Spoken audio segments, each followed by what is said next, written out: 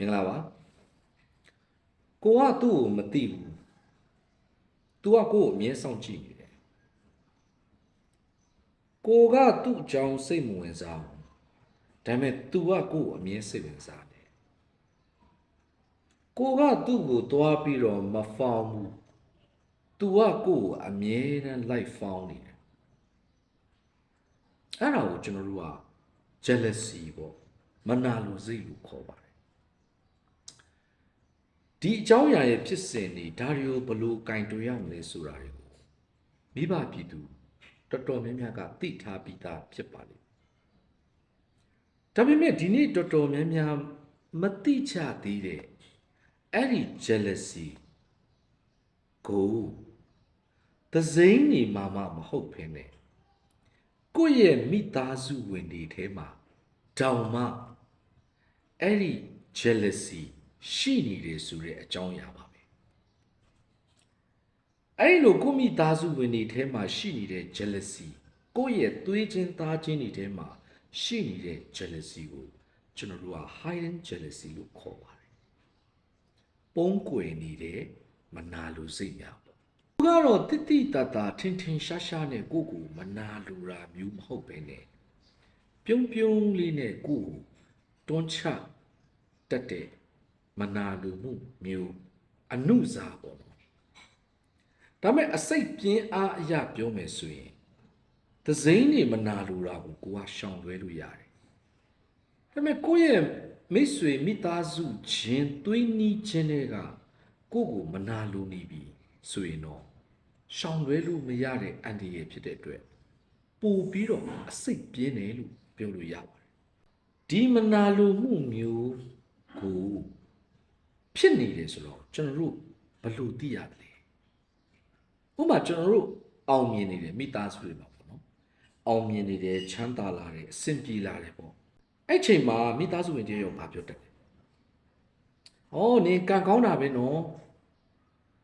ငါတို့ကဒီလိုအလုပ်ဆိုရင်တော်တော်ပြင်ပန်းခံနေရတာဆိုရဲချီးကျူးတဲ့ပုံစံနဲ့ခနဲ့ပြီးတော့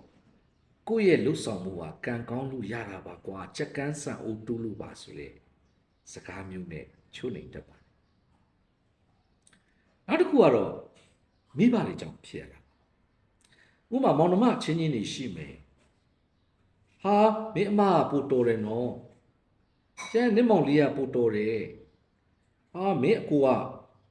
ပို့ပြီးတော့ထက်မြက်တယ်နော်အချီစမ်းမင်းကြီးလေးကလိန်မာလိုက်တာဒီလိုမျိုးပေါ့နော်သားသမီးတွေအချင်းချင်းကိုနှိုင်းရှင်တာမောင်နှမအချင်းချင်းကိုနှိုင်းရှင်တာ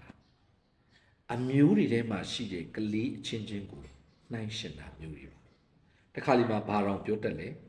နင်ကလေဟိုငါအမရဲ့သမီးရဲ့ချီးကိုစားရမှာစားတာမျိုးတွေဟာဆွေမျိုးရင်းချာသွေးနီးချစ်ဆက်ထဲမှာမနာလိုမှုစိတ်တွေ hidden jealousy တွေကိုမွေးထုတ်ပြီးတတ်နောက်တစ်ခုကတော့ကိုအမျိုးဆွေတွေခြားထဲမှာကိုယ့်ရဲ့အောင်မြင်မှုပေါ့နော် achievement တစ်ခုကိုကိုကပြရတယ်ကျွန်တော်ဒါရလာတယ်ကျွန်တော်အောင်မြင်လာတယ်အဲ့ဒီအချိန်မှာရောတစုံတစ်ယောက်ကအမျိုးဆွေတွေကတစုံတစ်ယောက်ကပြောမှုပါလိမ့်မယ်အေးပါကောင်းပါတယ်နောက်ပိုင်းဂယုစိုက်အောင်တော့ဆိုအမှန်တကယ်အဲ့ဒီကိုယ့်ရဲ့အမျိုးအဆွေတယောက်ဒီကိုယ်တကယ်ဝမ်းသာနေတာမဟုတ်ဘူး။သူကကိုပျော်နေတဲ့အပျော်တွေကိုသူကရီလောင်းပြီးတပ်လိုက်တဲ့ပုံစံမျိုးလုပ်တာဖြစ်ပါတယ်။ဒါဆိုရင်တော့ဒီလိုအခြေအနေမျိုးတွေမှာကိုဘသူက hidden jealousy ရှိနေလဲဆိုတော့တတိပြုမိတက်စီဖို့ကျွန်တော်ကမျှဝေပေးတာဖြစ်တယ်နော်။ဆိုတော့ဒါကိုကျွန်တော်တို့သိဖို့အရေးကြီးပါတယ်။ဟုတ်ပြီ။ဒါကိုသိထားဖို့ဘာကြောင့်အရေးကြီးတာလဲ။ဘာကြောင့်ဒီ hidden jealousy ကကြောက်ဖို့ကောင်းတာလဲ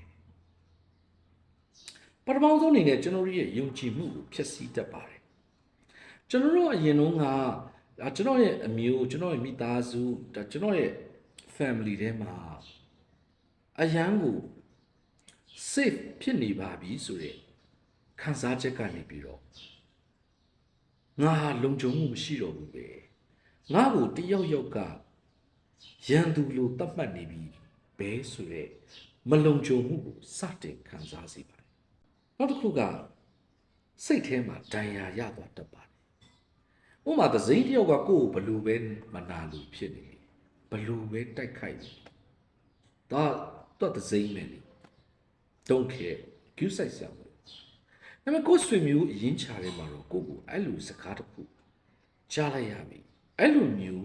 jealousy တစ်ခုကိုမြင်လိုက်ရပြီဆိုရင်ကိုယ်တိုင်ကစိတ်ဒဏ်ရာရသွားတတ်ပါတယ်နောက်တစ်ခုကကိုအပြစ်ပုံချတက်လာတဲ့အမှုချင်းဖြစ်လာစေပါတယ်ဥပမာကိုယ့်ရဲ့အောင်မြင်မှုကိုကအမျိုးအဆွေကြားထဲမှာဘာရင်ညာရင်မဟုတ်ဘူးကိုကပြောလိုက်တယ်ဒါပေမဲ့တစ်ဖက်မှာကိုအဲ့လိုမနာလိုနေမှန်းသိလိုက်ရတဲ့အချိန်မှာအော်ငါကလည်းအမြင်ကက်စရာကောင်းတာပဲငါကလည်းအနေမထိုင်မတက်ဘူးလားမသိဘူးဆိုတဲ့ပုံစံမျိုးနဲ့ကိုအဖြစ်တင်တတ်တဲ့စိတ်ကိုစတင်ပြီးတော့မွေးမြူလာပါတယ်ဒါကတော့စိုးကျိုးတွေပေါ့နော်ကောင်းပြီအခုမနာလိုခြင်းဘာကြောင့်စလဲကျွန်တော်သိသွားပြီမနာလိုစိတ် hidden jealousy ရှိနေတာဘလို့အကြောင်းရင်းကြောင့်လဲကျွန်တော်သိသွားပြီဘလို့စိုးကျိုးတွေရှိလဲဆိုတော့လည်းကျွန်တော်သိသွားပြီဒါဆိုနောက်ဆုံးကျွန်တော် solution ဘလို့ရှောင်လွှဲရမလဲဘလို့ဖြတ်ကျော်ရမလဲပထမချက်အနေနဲ့ကတော့ကျွန်တော်တို့ကလက်ခံပါဘာလို့ဆိုတော့မိသားစုဝင်တွေထဲမှာအမျိုးအဆွေတွေထဲမှာသူတို့ဟာလည်းလူသားပါပဲသူတို့ဟာလည်းသူတော်စင်မဟုတ်ပါဘူးဒါကြောင့်သူတို့မှာ hidden jealousy လေးတွေရှိနေတယ်ဆိုတာကိုသိရင်စိတ်ကလက်ခံထားပါနောက်တစ်ခုကနယ်နိမိတ်သတ်မှတ်ပါစီးတစ်ခုထားပေါ့နော်ကိုယ့်ရဲ့အောင်မြင်မှုတိုင်းကိုယ့်ရဲ့အစဉ်ပြေမှုတိုင်းကိုယ့်ရဲ့ချမ်းသာကြွယ်ဝလာမှုတိုင်းရလာတဲ့ယာဒူးကိစ္စအကြောင်းတွေကိုမိသားစုထဲမှာအမျိုးတွေထဲမှာသိမပြောမိပါစေနဲ့ခုနကကျွန်တော်ပြောတဲ့ပထမချက်မှာသူတို့ဟာလူတွေဖြစ်တဲ့အတွက်မစုံလင်ဘူးမနာလိုစိတ်ရှိတယ်အဲ့အတွက်သူတို့မနာလိုစိတ်မကြီးထွားလာဖို့အတွက်ကိုက low profile နဲ့နေပါစီးလေးနဲ့ထားပြီးဥပမာ100ဘူးလောက်ကိုမှအပျော်ရှိရဆိုရင်30ဘူးလောက်ပဲပြောပြပါဆိုရင်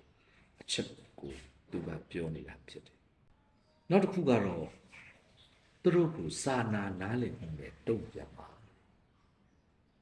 ဆိုလိုချင်တာကသူတို့မနာလိုဖြစ်နေတာဟာ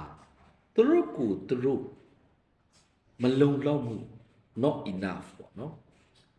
သူတို့ကိုယ်တိုင်ကအရေးချင်းမပြေဝနေဘူးသူတို့ကိုယ်တိုင်ကမအောင်မြင်နေဘူးသူတို့ကိုယ်တိုင်ကကြာရှုံးနေတယ်